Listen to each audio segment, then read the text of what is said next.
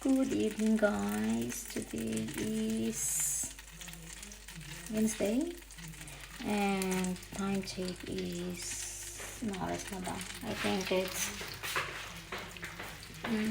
9:30 ng gabi and kakaligo ko lang. Tapos ngayon slice ako ng chicken kasi i-fry ko at babaunin ng anak ko bukas for lunch.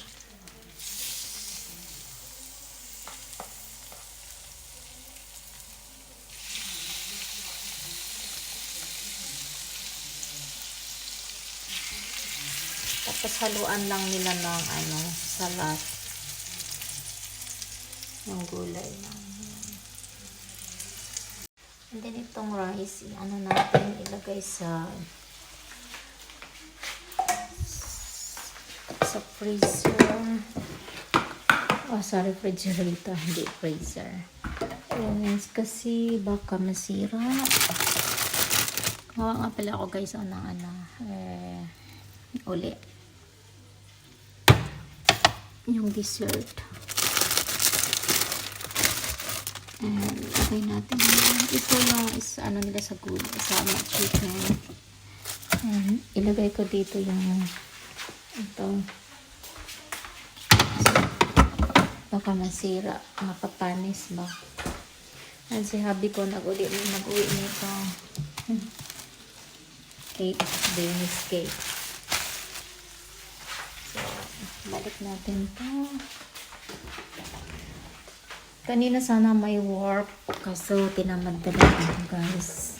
Alam mo yun minsan, yun nga, yung sabi ko nga pala na parang maganda yung, alam mo na yung routine. So hindi ko yung kinuha. Bahay lang talaga ako today. Nagluto. Luto.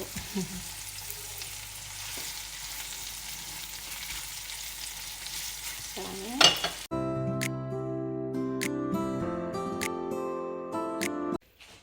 Good morning guys, today is Monday and it's 7:26 ng umaga and ang ganda ng sikat ng araw ngayon. And by the way, ready na ako for drive. Pupunta ako ng dentist kasi titignan yung aking braces.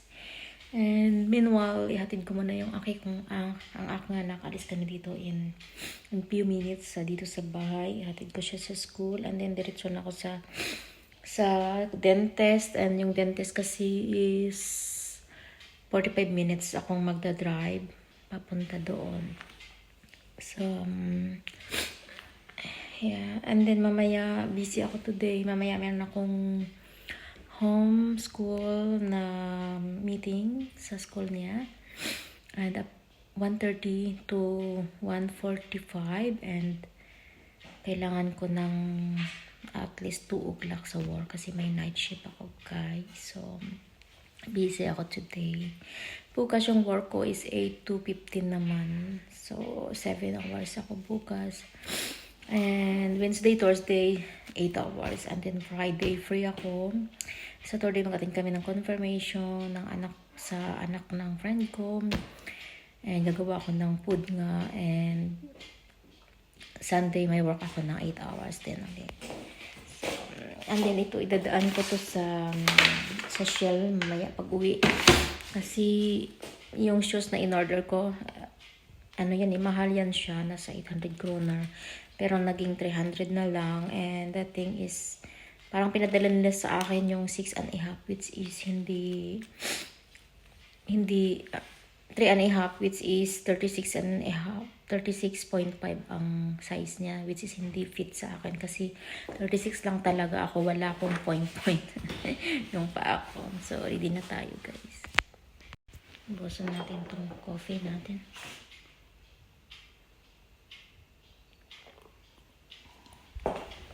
Black coffee.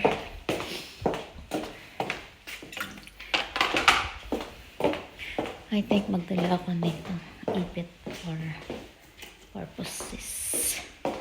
Stylin mo nga yung iba, Ins, oh. Yung like yan, oh. Yan. Stylin mo nga. Yan. And so, tara. Yan sila.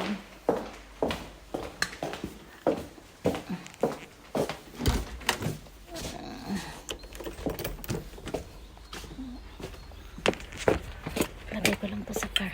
Sobrang silaw daw. Drive na tayo, guys.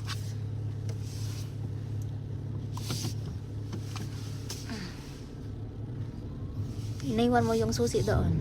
Yeah.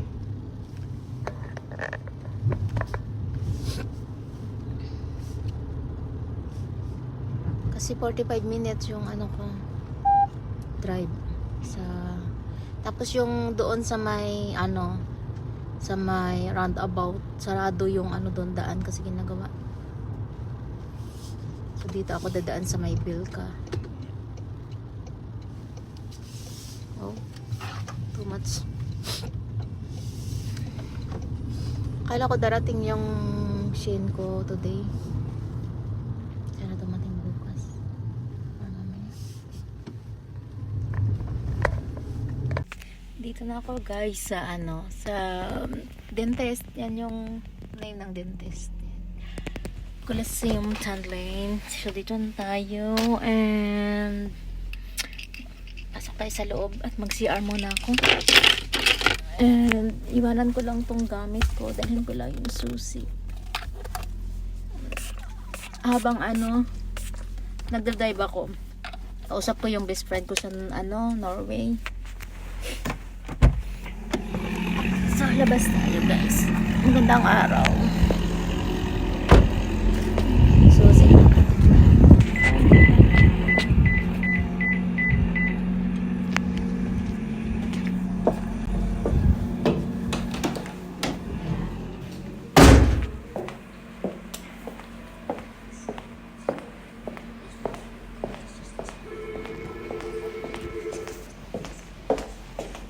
CR muna tayo.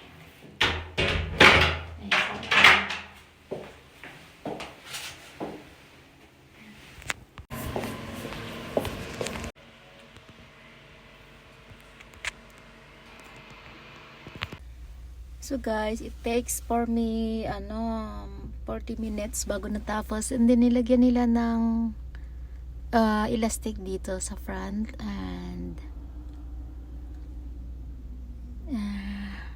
pinalitan nila ito, nilagyan nila ng elastic dito. So papalik ako in 4 weeks, May 28. Yeah. So guys, mag-drive tayo. While mag-drive ako, kausapin ko yung friend ko, yung nasa Norway, naputol yung usapan namin. So, I'll see you again, guys. So guys, I'm home na, nakabihis na nga ako. Kaso kasi guys, pagdating ko dito, yung best friend ko, kausap ko pa rin. So, ilang oras kami nag-uusap. From doon pa ako sa 45 minutes akong nag-drive. Tapos dumaan pa ako sa store, bumili ako ng banana, ng itlog, ng chicken, yogurt. Tapos yun guys, habang kausap ko siya, nagluto ako ng rice. Nilagyan ko lang itong rice. And nagluto na rin ako guys ng chicken adobo. So meron ng dinner mamaya. So hindi na kailangan ni husband magluto ng dinner. So ready na siya.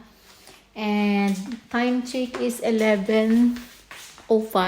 So, pero before ako umalis, kakain muna ako ng manok tsaka chicken adobo tsaka yung rice para hindi na ako mag-dinner mamaya. Or mag-dinner man ako light na lang doon sa work. Kasi may work ako. And ngayon guys, mamaya na lang ako mag-exercise. Yung lang naman, tuwad-tuwad. Hindi naman ako kailangan maglaba. Natapon ko na yung mga basura. So ngayon guys, lay down ko yung aking likod. Mag-idlip lang ako guys. So, para more tayo active. Bye! So now guys, nasa car na naman ako. Mag-attend ako ng meeting ngayon. It's 1:21. 1:30 ang meeting. Tapos yung anak ko mag-aantay na lang doon. So mag-drive tayo, then hatid ko lang siya dito mamaya. So, yun guys. Drive tayo.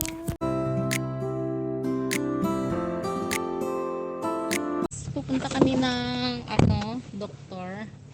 Magpa-test lang. Kasama siya. Hi. So today is Tuesday and it's Tuesday, yeah. Tuesday, it's almost mag 3:30 ng hapon. So diyan lang naman yung yung doktor, yung clinic. And idadaan ko na yung sa lando ko, sa Shell. Para matapos na 'yan.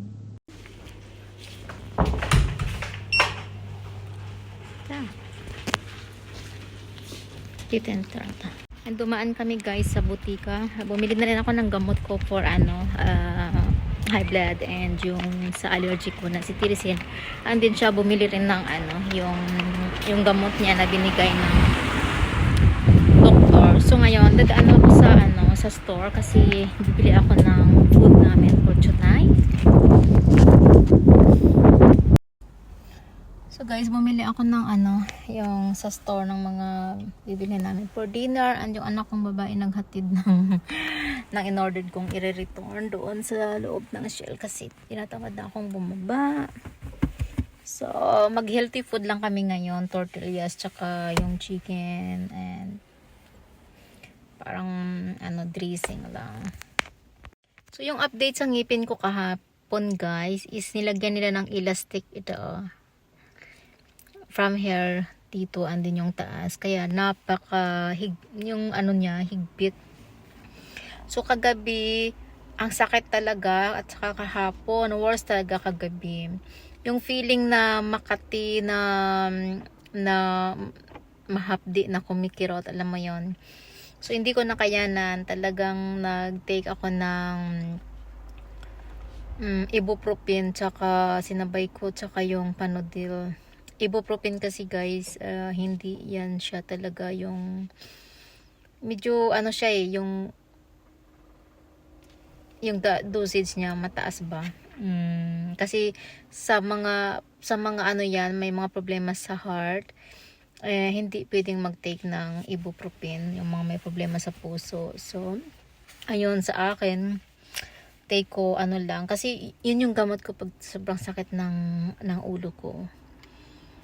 Pero hindi nga siya healthy ba kung lagi mo siyang iniinom or tinitake. So hindi na kayanan, talagang uminom ako kagabi.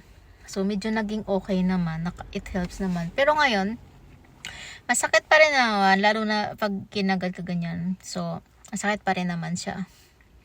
Hindi ko siya maikagat-kagat. And babalik ako doon sa 28 kasi i-x-ray siya, titingnan kung anong pinagbago, and papalitan uli yung metal, and i-check nila kung hanggang kailan ko ito isusuot, kasi ang sabi nila before 2 years lang, and then nagbago na naman 2.5 years daw. So ang narinig ko kahapon parang hahaba, so hindi ko alam kung kailan. Wala pa rin yung anak kong babae. And then mamaya pupunta kami sa dance company sa Bardi kasi titingin yung anak kong babae kung may magustuhan siya doong dance, and then gusto niyang sumaling. Patapos na rin yung nila ngayon, yung season ngayon sa May 27 yata ang stop ng season. So pero magtitingin lang siya, so mayroon pa naman siyang at least 2 weeks or 3 weeks para mag-join doon. So, yeah, we'll see. Kaso late na masyado 7:30 to 8:30 yata yun. Or 6:30 to 7:30. So, late na sila nag-i-start sa edad nila.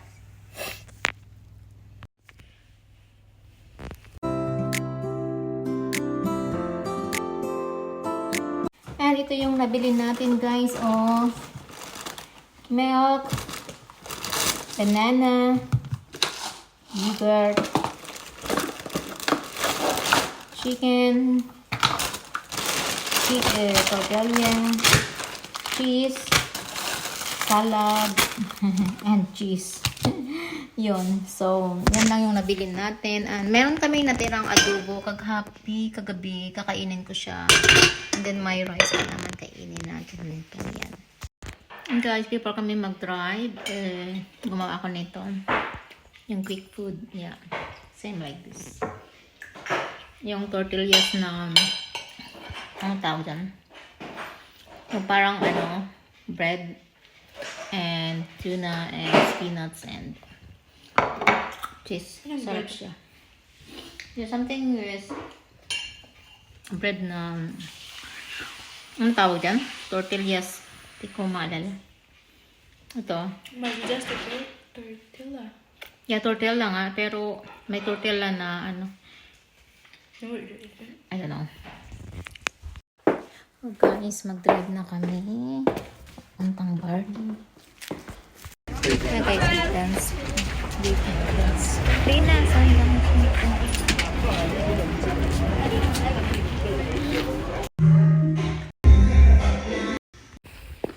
Well, actually thought. And then guys, tapos na kaming manood ng dance competition sa dance company. 20 dance company. Tapos na. Marunong ka na malagan. Saan? Ulit. So, ngayon, we are going home na. Mag-drive. Takes 15 minutes pa uli. So, this is it for today, guys. Thanks for watching. And good evening. Bye.